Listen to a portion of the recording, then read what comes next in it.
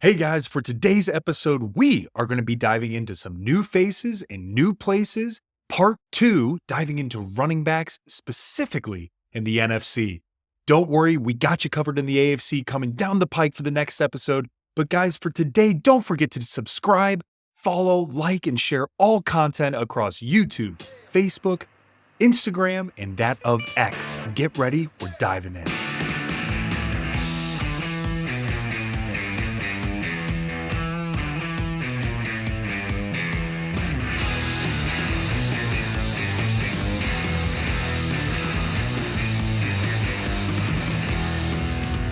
All right. Welcome to the show. This is the Frankly Fantasy Football Podcast. We are your hosts, Frankie and Johnny. Welcome in, Frankie. We got a couple of new faces and new places we're talking about today. Yeah, baby, we're going to be diving in, John. I mean, this is where it gets fun. This is where it gets exciting. There's a lot of fantasy content here for today, especially in that running back realm, man. A lot of new faces and new places. No, I'm so excited. Now we're talking about guys that will be on your teams. Guys that you are looking at on the draft board going, fuck, when do I take Austin Ekeler? When do I take Saquon Barkley? That's who we're talking about today, guys. NFC running backs, new faces, new places. Pay attention. We got 6 of them we're going to talk about today. We've got another 7 in the AFC we're going to be talking about later. Stay tuned for that. All right, please, guys. I see the numbers. Every week, I see the numbers. I see you all listening. And listening is great. I know you're working out. I know you're going for walks or we're doing whatever the hell you do. You must start watching on YouTube, guys. We've got films and clips that we're showing of these guys. The visual is fantastic. Also, stat charts and different things that Frankie puts together. Start watching on YouTube, guys. Please subscribe, like, follow, share. Do the thing. Sub up, please. All right, let's get after it, buddy. Let's do this right now. Let's talk about our first new face, new place, running back in the NFC. This is a big guy. This is a big one here. All right, we're talking about Saquon Barkley, baby. Let's go. Saquon.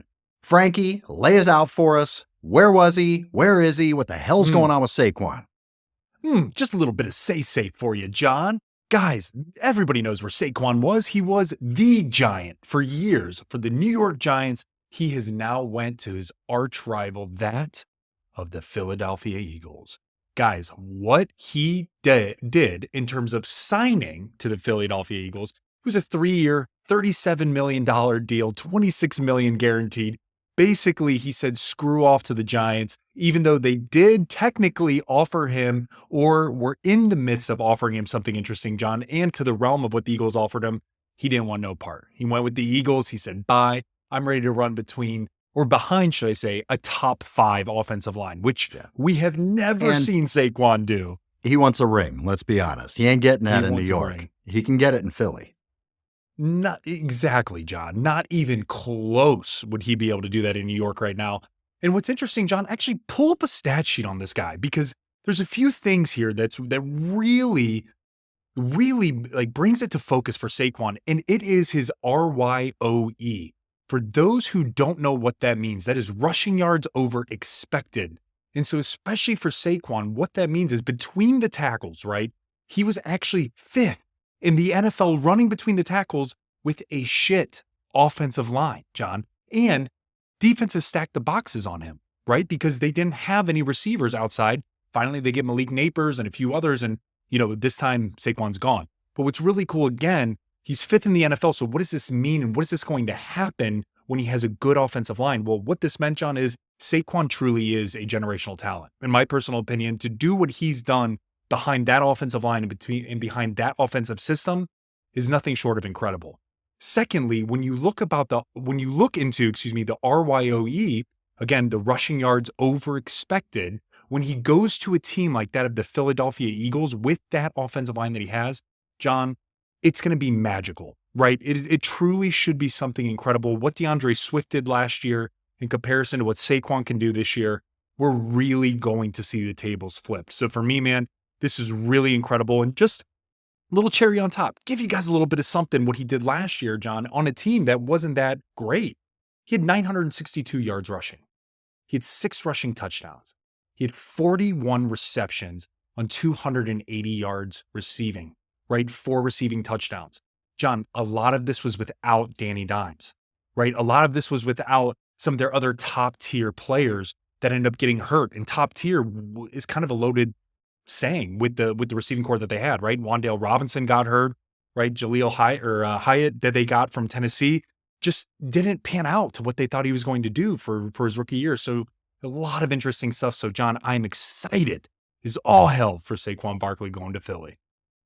All right, well, let's get into the fantasy aspect of this, man. Last year, Saquon with the Giants finished as running back 13, so just outside of an RB1. This year, expectations are a little higher for him. He's right now currently off the board. He's the running back 6, and he's about 14th in ADP. So you're looking at early second round. I mean, this is really 6th running back off the board. It's right after the turn there is when you're looking at him. So give me an idea. I mean, if you're looking, are you looking at targeting Saquon Barkley? And, what's your thought process if you're going down into the second round there as your second pick?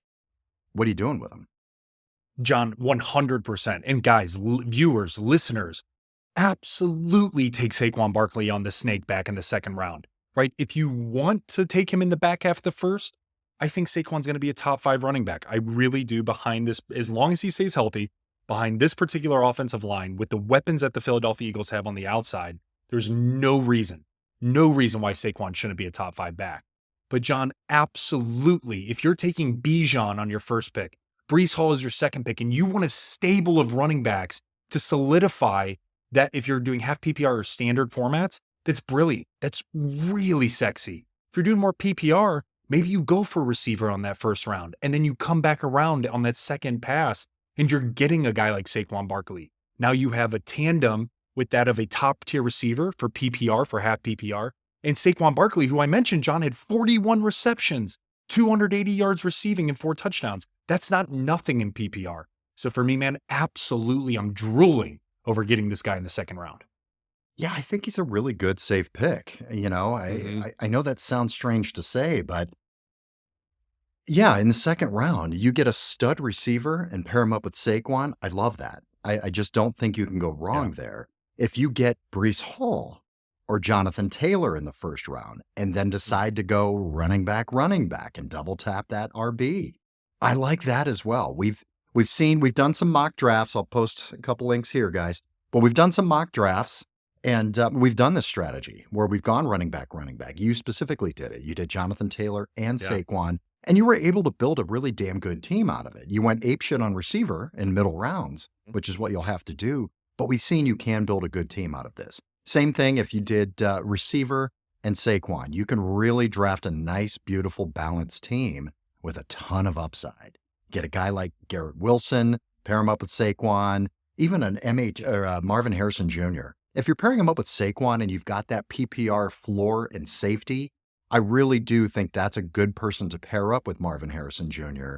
just to make your team feel a little more cozy, a little more powerful. So I love it, man. Okay, let's get to the next guy here in the NFC, Josh Jacobs. All right, Josh Jacobs was with the Raiders.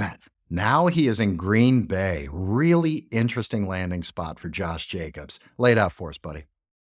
I mean, dude, he signs a 4-year, $48 million deal, $12 million guaranteed. What does that mean in the running back world?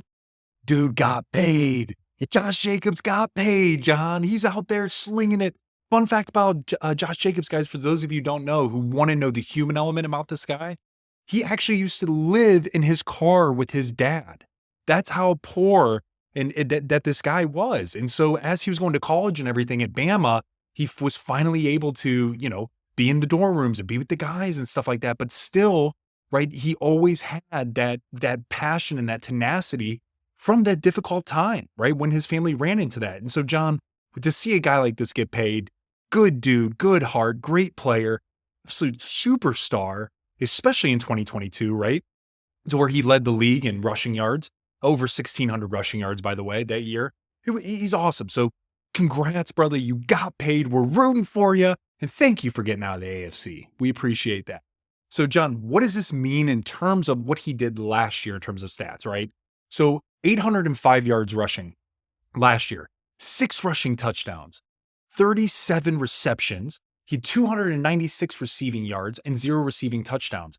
John, he was hurt quite a bit last year and still eclipsed over 1,000 total yards, right? So this guy can really do it. And when you marry him with that of Jordan Love, who, by the way, shout out, just got paid as the highest paid. He's tied now with Trevor Lawrence and Joe Burrow, by the way, as the highest paid quarterback. Crazy, the sidebar here. But Josh Jacobs now walks in as a true leader to this young team. They have better assets outside collectively. Obviously, they don't have Devontae Adams. I understand that. But when you stack up Christian Watson, Jaden Reed, you have Dontavian Wicks, you have Romeo Doubs, you have Luke Musgrave, you have all these other utility guys that end up playing very well together. John, this is a guy that absolutely can help take this offense to the next level. I love it. Look out for him, especially in your second, third round, man. Okay, so last year he finished as the running back 26, just outside of an RB2, a starting running back. Currently, he's the 10th running back off the board, ADP of about 28. So we're talking he's going to go late second, early third, mid third, somewhere around that range. What are we doing with him, man? I mean, we're talking, he finished as 26. Now he's being drafted as 10. This is one of those guys that people are scared of. It doesn't always work when a new face goes to a new place. We know this. It does not always work. How do we go about drafting Josh Jacobs? I personally am not all over him and targeting him and, thinking he's going to be an absolute stud. He could be, but I need somebody to talk me into it. Can you do that? Definitely. John, you look at what Aaron Jones did when he came back healthy on this particular Packers team down the stretch. Aaron Jones revitalized this team, right? Because A.J. Dillon he wasn't getting it done. He's a good back. He really is. It's just not quite working to what they thought it was going to be in terms of a absolute bruiser. So when Aaron Jones was healthy, he got his shit right. He really went nuclear, man. And that's what Josh Jacobs has the ability to do. Now, John, they did draft Marshawn Lloyd. And that's a guy out of USC, for those wondering. He's a rookie. But don't worry about that. They're two completely different backs. You don't pay a guy $48 million to immediately be unseated by a rookie that, candidly speaking, isn't nearly as good as he is. And so I set that to the side, John. So for me, then it goes back to, okay, well, what value can you get? Let's assume that Josh Jacobs is going to take on, and more so that of the Aaron Jones role, in a very positive way for the Packers. So then let's go back to fantasy. You're telling me that you can get a top-tier receiver, back half. Let's just actually go with, no, it wouldn't be back half, it would be middle. So let's say you go Amon-Ra St. Brown. Love that. You come back, John, you get Mike Evans. Love that. And now you're sitting on that third turn with the possibility, right, if fifth overall, in the third round, to get a guy like Josh Jacobs, John, it's a no-brainer. For a guy that, by the way, in 2022 was the leading rusher of the NFL, right? He wasn't a scrub. And so that's why he's on this team in a much easier, I don't want to say much easier, but it really is, division, right? He's no longer in the AFC West. He doesn't have the Denver defense. He doesn't have the Chiefs defense. He doesn't even have the Chargers to worry about anymore. Yes, he has the Lions, but the reality situation is the Vikings, okay, whatever. Right? The Bears, yeah, they have a good defense, but we'll see. We'll see what the Bears can do with Caleb Williams. I'm a believer, you're a believer, but we need to see.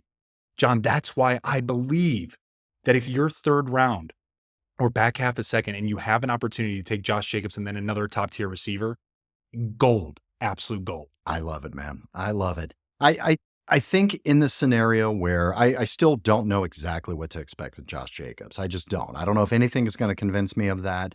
Of why he can be, go from running back 26 to running back 10. He is going to have the opportunity. He is a 3-down back. He is a workhorse. Not convinced they're going to use him like that. They did draft a rookie. They still have A.J. Dillon there. Could he vulture some touchdowns out of him? I'm not sure. Very well could. Very well could, but he could be a 3-down back workhorse on a team that is going to be good. They're going to move the ball. They're going to score points. My big question with him, I guess where I'm more comfortable in taking him is using him as an anchor after I take 2 stud receivers. I think that's the best scenario to where I feel good. If you want to anchor Running back in round 3, I think there's a couple of guys. Derrick Henry could be one of those guys. And I think Josh Jacobs can be one of those guys. They're proven guys to lead the league in rushing. They've done that before. Totally. They're with a capable team, with a good quarterback, young team, good offensive line. I think it's a possibility. I think it's possible he could be a value in the 3rd round. The next running back we've got in the NFC here, we just talked about him a little bit. Let's talk about Aaron Jones, man. All right, now with Minnesota leaving the Green Bay Packers, what are we looking at with Aaron Jones, man?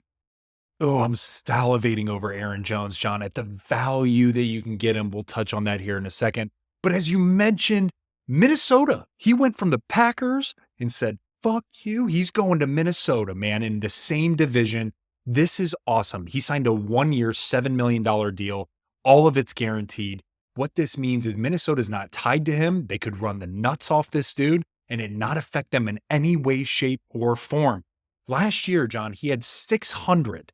So when we talk about stats, he had 656 rushing yards, 2 rushing touchdowns, 30 receptions, 233 receiving yards, and 1 receiving touchdown. John, most of this, again, as I mentioned, he was out last year with multiple injuries. Most of this came towards the back half of the year when he was dominating, when they were making that playoff push. So for me, man, when he was at the Packers, when you look at the Vikings and the situation that he's on, this is really, really beautiful stuff. Really is. All right, so Aaron Jones last year was the running back 37, so just outside of RB2 territory. Currently, he's the 18th running back off the board. So 61 is his ADP. So we're talking, 5th round here, roughly for Aaron Jones. Talk to me about the practical application of drafting Aaron Jones. John, we showed it in the last mock draft, right? This is a guy that you can absolutely go running back if you're at the, let's say you're back half, right? Let's say you're 9, 10, 11, or 12 in a 12-man league, or 8, 9, or 10 in a 10-man league, right? If you're sitting there, you have the opportunity to go a really solid receiver. Or what I did in this situation is, and you called it out earlier, I went running back in the first 2 rounds. What I did then, John, is you're able to then go with 2 very good receivers. It just so happens Devontae Adams fell to me in 3. We called it out. It's not going to happen that way. I would be shocked. But who could be there could absolutely be that of Mike Evans, could absolutely be that of Marvin Harrison Jr. if he slips, other guys like that, Chris Olave, etc. So now if you end up peppering in, right, 2 additional receivers, you can come back and as your flex, you can have that of Aaron Jones. People might think that's not a sexy pick. I'll tell you why it is though, John, is because of, number one, the depth. We saw what happened with running backs last year. They got hurt. They got decimated. It was brutal, limping into the playoffs last year, collectively. Secondly, is that you now have trade value. If somebody else's team members or running backs go down, you already have 3, top tier, in my personal opinion, running backs at this point in time. Let's just say you went JT, Saquon Barkley, Aaron Jones. That's amazing. So you can flip one of those guys and still make sure that you have those 2 receivers that you don't touch. Maybe you look to get a 3rd receiver. Something like that happens. Maybe you package up and go down to get one of those top echelon type of quarterbacks midway through the year if somebody drafts backups or something like that. So John, what I'm getting at is to get this guy in the 5th round, it gives you so much ability on the first 4 rounds to makeshift things. You could go 3 receivers and then have Aaron Jones be your RB1. I don't think that there's anything wrong with that, knowing you're anchoring on those 3 guys. If it's more of a standard league or more of a half PPR league, get your running backs early and come back and get Aaron Jones. Again, it's where the value lies for him in the team that he is on. John, when we talk about the Vikings, right, we know that it's Sam Darnold. We know that it's JJ McCarthy. Guys, yes, they're going to try to force the ball to Justin Jefferson. Sure, they're going to try to get the ball to TJ Hawkinson when he's healthy and Jordan Addison. The reality of the situation is, though, in order for those guys to get open, in order for the quarterbacks to feel okay, you have to have a running back that you can rely on for some of these younger guys. And with that being said, John, that's why Aaron Jones is also going to be extremely important in his role at Minnesota. Well, not just that, but receiver for the Chicago Bears, Tyler Scott, said he was the best football player he had ever seen live. Shout out to Tyler Scott. Link to the video up here. So when we're talking about Aaron Jones, I really like Aaron Jones as my RB2. There's a strategy there when you're drafting that you can get three or four receivers in a row, or three receivers and you want to sprinkle in a tight end or grab one of those top quarterbacks. You can do that. And I'm okay with Aaron Jones as my running back 1 in that scenario. But I really love him as my RB2. Get a stud running back in the first 2 rounds, load up on receiver or quarterback, and then grab him in the 5th round as your running back 2. Love that. Now, if you can get him as your running back 3 or 4, don't even hesitate. Get him on your goddamn team, because this is a guy you can play in the flex. There's going to be a lot of dump-off passes, especially when we're talking about these 2 quarterbacks. These aren't guys, they're going to struggle getting the ball deep down the field to JJ. But JJ's going to be taking a couple defenders with him. It's going to leave a lot of open space for Aaron Jones. So I do like that opportunity. And again, he missed 6 games last year. So, it's all of these running backs. I mean, we're assuming they're going to play a full season. We know they're not. These are guys you're going to have to take multiple running backs, have a stable of backs so you know that you're safe. But Aaron Jones is one of those guys, especially on a week-to-week basis with good matchups. I think he's a guy you're going to absolutely love.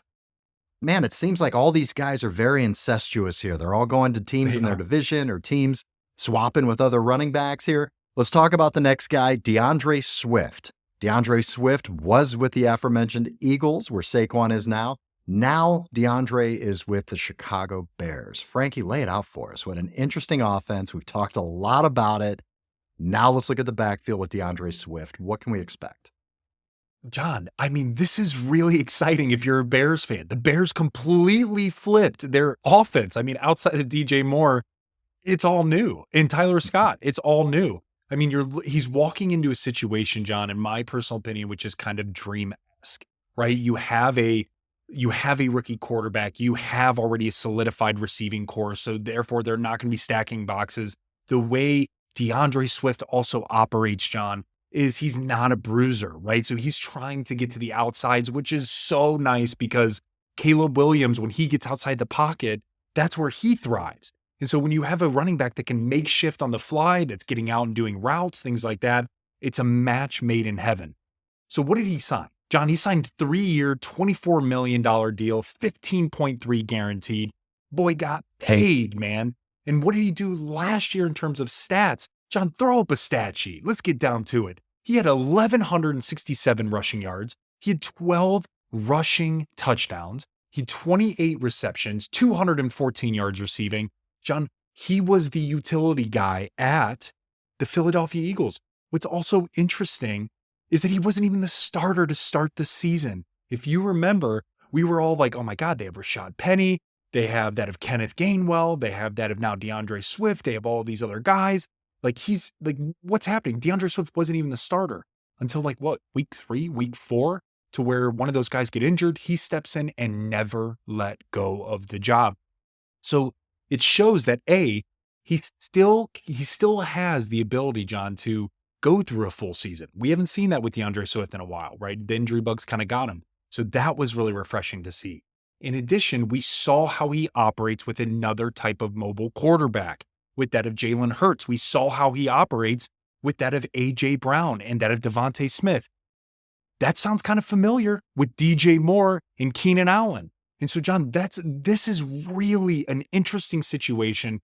Me personally, man, I think this is a guy, do not sleep on him. He could absolutely be somebody that could, basically give back, John, a couple rounds of value if you draft him in the right place. I'm not thrilled about DeAndre Swift, but I love the situation.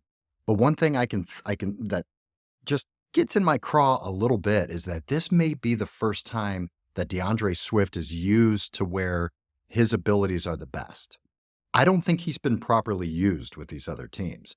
Like you were talking about, of getting him in space. He's a space guy. He's not a run between the tackles guy. He's a guy you want to get out in space. When you're talking about this receiving core and how they can spread the defense out, and you've got, I mean, come on, with DJ Moore, Keenan Allen, Rome Odunze, Tyler Scott taking the fucking top off.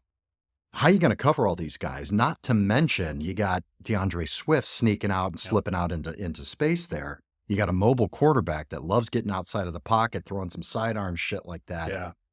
It could be really, really interesting, especially in a PPR. I think that's where he's going to make his money this year. So I'm warming up more and more to DeAndre Swift. I like him as an RB2.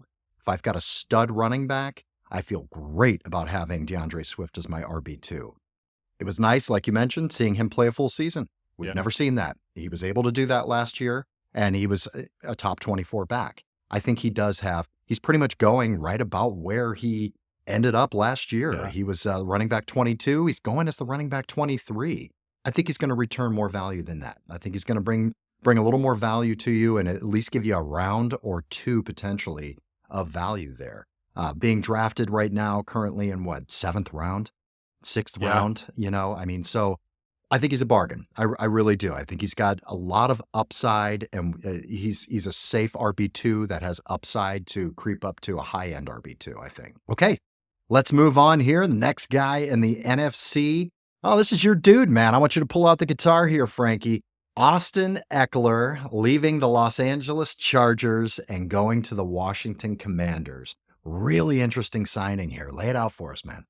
I mean, guys, crazy interesting signing. This is something that I don't think anybody saw coming, right? Like, I thought he was going to be a Charger, John. I really did. I thought they'd figure out a way to pay him, right? Austin Eckler's been a mega part of their offense for years. And they were just like, hey, screw it. We're going to cut ties. And it's kind of like the running back market dried up really quick. So that's what kind of landed him in that of Washington. What's interesting here, and what's interesting with Austin Ekeler, John, is he has never truly wanted to be a bell cow. He's been very similar to that of Tony Pollard, right? To where, hey, I'm good for a couple really good runs. I'm good for, 15 to 20 touches, as long as it's a mix of that of receiving and that of rushing, right? You're not going to want to run him 15, 20 times specifically just rushing between the tackles. That's not who this guy is. And so, John, now you look at where he is ended up with that of the Commanders, he's going to be playing alongside of Brian Robinson, right? Which is really, really interesting because Brian Robinson showed a lot of promise early on. Dude, sidebar, I'll never forget him walking out with many men playing after he got shot. I mean, dude, I had fucking goosebumps everywhere. I mean, just so cool. And now I'm thinking like, okay, cool. So you got that type of cat that he's going to be playing with, which is, I think could be really, really beneficial for Austin Ekeler. And then in terms of, John, what did he sign for? It was a 2-year deal, right? He signed for 2 years, $8 million, $3 million guaranteed. And one of the other interesting call outs was that Austin Ekeler, from a stats perspective, he had a very down year. But here was his stats. Austin Ekeler ended up having 628 rushing yards, 5 rushing touchdowns, 51 receptions, 436 receiving yards, and 1 receiving touchdown. So, John, for me, man, it's really interesting because as much as he was talked about having a down year, I mean, the dude still had over 1,000 total yards. And so when you replicate that with a Jaden Daniels, when you replicate that now on a team with Terry McLaurin and that of Jahan Dotson and Ben Sinnott that they got out of the draft, he's kind of interesting, man. He's kind of interesting, especially the value you can get him. Yeah, he is. It is interesting. I mean, we're not really sure how he's going to be utilized. Brian Robinson probably is going to be the starter. He's going to be the guy probably getting the ball most first and second downs. So Austin Ekeler is kind of coming into that Antonio Gibson role that was there previously. So I'm not sure exactly how things are going to shake out. You've got a new quarterback. We still have Terry McLaurin and you still have Jahan Dotson on the outside. So it's really interesting. And it's almost a similar situation, really, to DeAndre Swift. I mean, it's just kind of an older version of DeAndre Swift. Rookie quarterback, very, very mobile quarterback. But the question there also with Jaden Daniels is he going to run the ball more than he's going to be dumping it off to Austin Ekeler? That's the difference with Caleb Williams. Caleb Williams wants to throw the ball first and then run. Jaden Daniels, typically in his film, if that first read isn't open, he's taken off. So I'm not sure that may develop, at least early on for Austin Ekeler.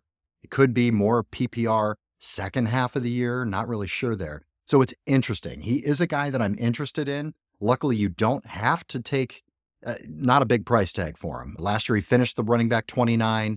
I ended up missing 3 games. He's currently being drafted as the running back 29, ADP of 90. You can get him really late here. So to me, He's one of those guys that I do like putting in when I'm drafting 4, 5, 6 running backs potentially, depending on the league I'm in.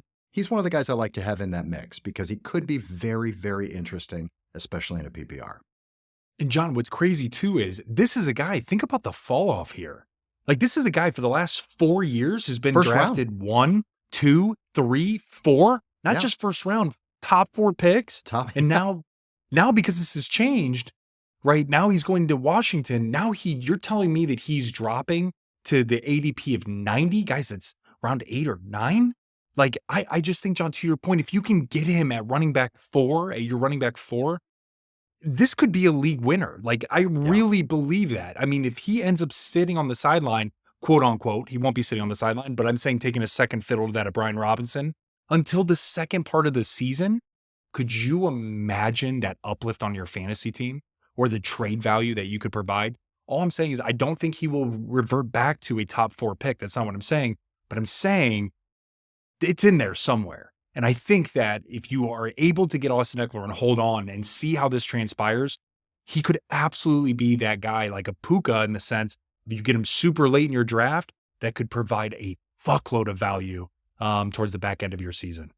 Nice low price tag with the possibility of really high upside. That's what I like about him. Okay, moving on here. NFC, new running back, new face in a new place. This guy's interesting too here, man. Devin Singletary. Devin Singletary now with the Giants, man.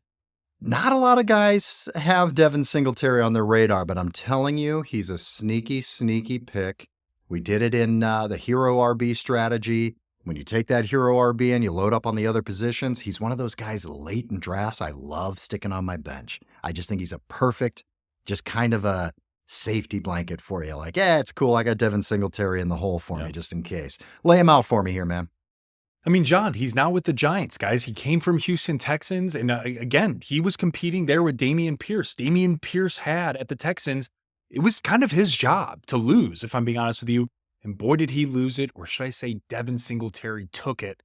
John, again, what did he sign for? It was a 3-year deal. It wasn't a 1 year. It wasn't a 2 year. The Giants believe in this dude to a certain extent and want some depth. It was a 3-year, $16.5 million, $9.5 million guaranteed.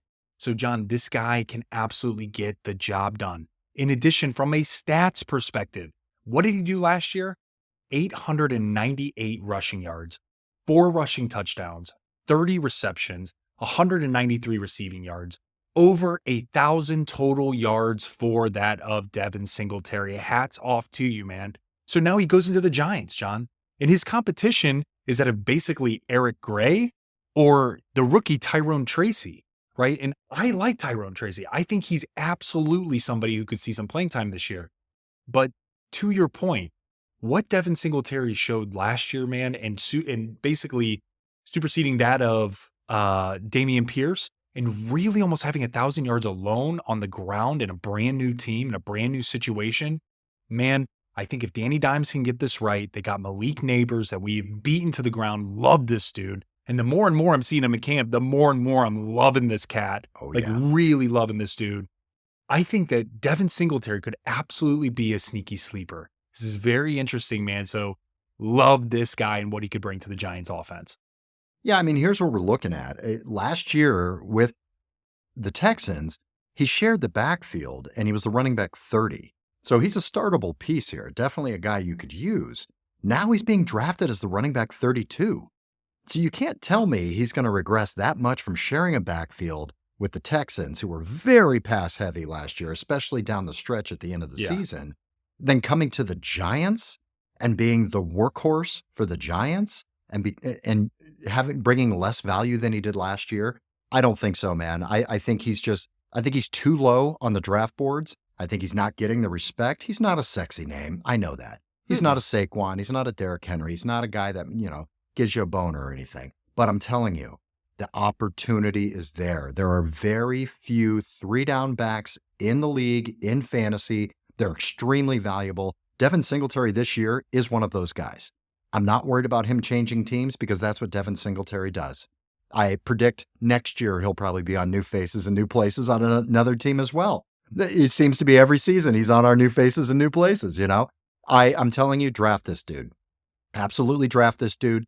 The price for the upside, for the opportunity is gold to me. Love it. And John, to this point, guys, take a second as well. Saquon had 41 receptions, right? Those are vacated targets, especially to a running back. 41 receptions. That's a good amount. That's a really healthy amount.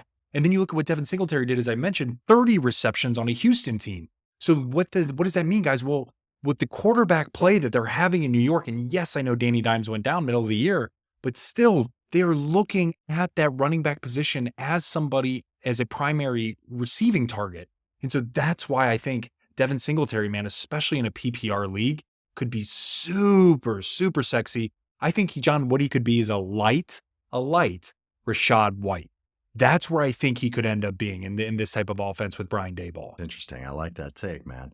All right, let's get to our last new face and new place running back in the NFC. It's Zeke, baby. Let's go back to Zeke. Let's talk a little bit about Ezekiel Elliott. Coming home, man. He's coming home to the Cowboys, coming back to the boys. Talk to me about Zeke. Is he going to eat this year? Is he going to eat? He's going to eat, baby. Zeke, get you some, boy. Get you some. Hopping, dude. I can't wait to watch him on Thanksgiving Day. I hope he jumps into that Salvation Army barrel again, like primetime old school Zeke. Dude, I am excited. If you are a football fan and you're not excited Zeke is back on Dallas, you're ridiculous. I want to see the belly shirt with the abs. Yes, I want to see the fucked up fro. I want to see everything out of Zeke this year, man. I love that guy. I love him. Thank God. Dude, John, a 1-year deal. So there's literally no risk. There's no risk. $2 million deal, 1.7 guaranteed for that of the Cowboys. Like, John, this guy, and let's look at the landscape for the running back position there, right? Number one, they have Rico. Now help me out, John. Is it Dwinwittle? Is that correctly? Or like, you got to help me out here for a second. This is a Frankism here. Sidebar, they also have Deuce Vaughn. So help me out with No, we're gonna stay on this real quick. Yeah, this is too good. We can't let you off the hook. Is this here, a Derek Waller situation here? This is. And thank you to the YouTuber that called out Frankie and gave him shit for calling Darren Waller Derek Waller. Good. Keep him honest. You've got to. He's got so much shit in his head. He's going to fuck up all kinds of stuff. I love it. Okay, so say that name one more time. I'm sorry. Rico. Yeah. What was the last name? Go ahead. Take a drink of water. Dwaddle. Okay, no. You know what? Dwindle. No, I need dwindling. Can I stop your video? I'm gonna take a lap. You need a timeout. Go take a lap for a second. Rico Dowdle, Frankie. Dowdle. Thank you. God. Dwindle? Dwald? Oh, Jesus Christ. Please. Yeah. YouTubers, destroy him on YouTube on the comments. Don't let him get away with that. He'll be there. Okay. He'll be there. Yes, he's in the backfield with Rico Dowdle. There you go. Thanks, Sean. Dowdle, not dwindling. We're not dwindling here. We're dowdling. So Rico Dowdle and that of Deuce Vaughn. John, Zeke is the missing piece that they have needed. Tony Pollard is no longer there, which we'll hit on next episode. Maybe he's a new face in a new place somewhere. But here's the other interesting thing, John. When you look at the stats from Zeke, last year for the Pats, right? He was in tandem with that of Ramondre Stevenson. So this is why this is interesting. He still had 642 rushing yards. He had 3 rushing touchdowns. He had 313 yards receiving and 2 receiving touchdowns. What's crazy as hell to even say this, Zeke was the leading receiver for the Patriots, John. That's what's crazy. And so when you think about what is needed for that of the Cowboys to take the next step, honestly, man, don't think it's a massive ground and pound kind of approach.